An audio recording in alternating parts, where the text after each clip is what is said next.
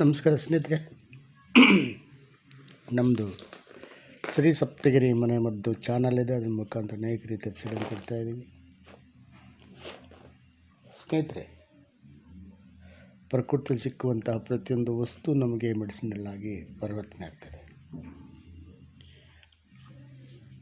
ಅದೇ ಆರ್ಟಿಫಿಷಿಯಲ್. ಈ ಆರ್ಟಿಫಿಷಿಯಲ್ ಏನಾಗುತ್ತಂದರೆ, ಕೃತಕವಾಗಿ ಮಾಡಲ್ಪಟ್ಟಿರ್ತಕ್ಕಂತಹ ಯಾವುದೇ ವಸ್ತುವಾಗಲಿ ಅದು ಅಷ್ಟು ಒಳ್ಳೆಯದಲ್ಲ. ಈ ಹಲಸಿನಗೂ ಮತ್ತು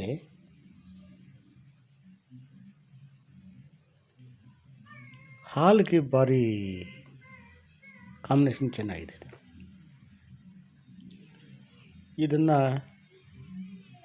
ಈ ಅಲರ್ಜಿ ಇರುತ್ತಲ್ಲ ಅಂಥವ್ರಿಗೆ ಹೇಳ್ತೀವಿ, ಒಂದು 3-4 ಕೇಸಲ್ಲಿ ಎತ್ಕೊಂಡು ಸ್ವಲ್ಪ ನೀರು ಹಾಕಿ ಚೆನ್ನಾಗಿ ಕಾಯಿಸಿ ಅದಕ್ಕೆ ಮತ್ತೊಂದು ಕಪ್ಪು ಹಾಲನ್ನು ಹಾಕಿ ಸ್ವಲ್ಪ ಅರಿಶಿನ ಕಲಸಕ್ಕರೆ ಅಥವಾ ಬೆಲ್ಲ ಹಾಕ್ಕೊಂಡು ಸೇವನೆ ಮಾಡಿರಿ, ಈ ಅಲರ್ಜಿ ಹೋಗುತ್ತೆ ಅಂತ.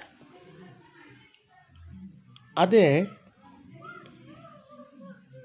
ಈ ಈರುಳ್ಳಿ ಮತ್ತು ಹಾಲು ಯಾವತ್ತೂ ಯಾರೂ ಹೇಳಿಲ್ಲ. ಕಾರಣ ಅದರಲ್ಲಿರುವ ರಸಾಯನ ಹಾಲಿಗೆ ಅಡ್ಜಸ್ಟ್ ಆಗಲ್ಲ. ಆ ಥರ ಸೇವನೆ ಮಾಡಿದ್ರೆ ಇನ್ನೊಂದು ಬೇರೆ ಕಾಯಿಲೆಗಳು ಬರ್ತವೆ. ಸ್ನೇಹಿತರೆ, ವಿರುದ್ಧ ಆಹಾರಗಳನ್ನು ತಿಳ್ಕೋಬೇಕು. ನಾವು ತಿಳ್ಕೊಂಡು ಅದನ್ನು ಅವಾಯ್ಡ್ ಮಾಡಿದ್ರೆ ನಮಗೆ ಯಾವುದೇ ರೋಗ ರುಜಿನಗಳು ಬರಲ್ಲ. ನಾವೇನು ಮಾಡ್ತೀವಿ, ವಿರುದ್ಧ ಆಹಾರಗಳನ್ನೇ ಸೇವನೆ ಮಾಡ್ತೀವಿ. ಅದೇ ಇಷ್ಟ ಅಂತ ಆಗ ಅನೇಕ ರೀತಿಯ ಕಾಯಿಲೆಗಳು ಬರ್ತವೆ. ಈ ಹಲಸಿನೆಂಬುದು ನಮಗೆ ಬಹಳ ಮುಖ್ಯ, ಬಹಳ ಒಳ್ಳೆಯದು. ಹೃದಯಕ್ಕೆ, ಕ್ಯಾನ್ಸರ್ಗೆ ಒಂದಲ್ಲ ಎರಡಲ್ಲ ಎಷ್ಟೋ ಸರಿ ಹೇಳಿದ್ದೀನಿ.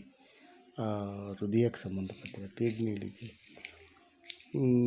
ಕಣ್ಣಿಗೆ, ಪ್ರತಿಯೊಂದಕ್ಕೂ ಇದೊಂದು ಇದರಲ್ಲಿ ದಿವ್ಯ ಔಷಧಿ ಇದೆ.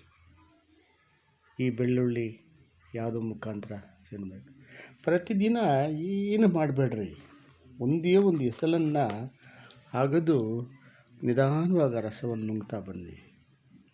ನಿಮ್ಮ ಬಾಡಿಯಲ್ಲಿ ಇಮ್ಯುನಿಟಿ ಅತಿ ಹೆಚ್ಚಾಗಿರ್ತದೆ. ಅಷ್ಟು ಶಕ್ತಿ ಇದೆ ಈ ಒಂದು ಬೆಳ್ಳುಳ್ಳಿಯಲ್ಲಿ. ಇದನ್ನು ನಾವೇನು ಮಾಡ್ತೀವಿ, ಕಡೆಗಣಿಸಿ ಯಾರೋ ಹೇಳಿದ್ರು ಅಂತ ಅದು ತಿಂದು ಇರೋ ಇಮ್ಯುನಿಟಿಯಲ್ಲಿ ಕಲ್ಕೊತಾ ಇದ್ದೀವಿ. ಬೆಳ್ಳುಳ್ಳಿ ಒಂದೊಂದು ಸೇವನೆ ಮಾಡಿ ಸಾಕು, ಎಷ್ಟೋ ನಮಗೆ ರೆಸಿಸ್ಟೆಂಟ್ ಪವರ್ ಜಾಸ್ತಿ ಆಗುತ್ತೆ. ನಮಸ್ಕಾರ. ಇದನ್ನು ನೋಡಿ ಲೈಕ್ ಮಾಡಿ, ಶೇರ್ ಮಾಡಿ, ಸಬ್ಸ್ಕ್ರೈಬ್ ಮಾಡಿ, ಎಲ್ರಿಗೂ ಮುಟ್ಟಲ್ರಿ. ನಮಸ್ಕಾರ ಸ್ನೇಹಿತರೆ.